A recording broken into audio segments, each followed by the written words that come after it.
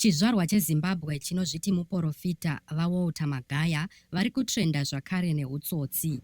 Yunivhesiti yeSouth Africa UNISA yabuditsa pachena kuti Magaya haana kumbobvira adzidza kana kurejista zvidzidzo zvake pachikoro ichi, ichirasa mashoko ake ekuti ane PhD kana kuti diploma repayunivhesiti iyi. UNISA yati aya manyepo ifraud.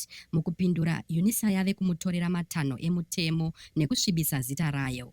Mhuri yeZimbabwe kusangana zvakare panonzi pano patinokuunzirai dzese dziri kupisa pasocial media. Kana iri first time yenyu kuvawo pano, ndapota bayai apo pakanzi subscribe, mubva malaika nekusharewo vhidhiyo rino. Izvi zvinobatsira kuti risvike kure.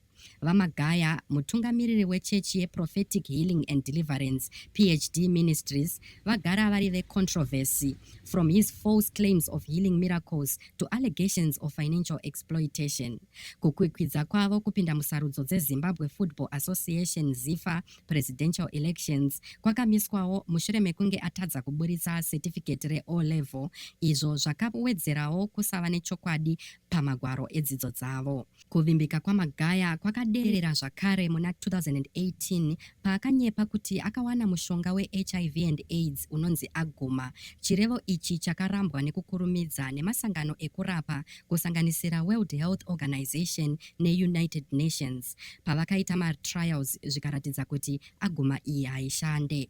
VaMagaya vakaendeswa kumatare edzimhosva nenyaya iyi ndokuzopa rurengerero kuruzhinji nekurasisa vanhu.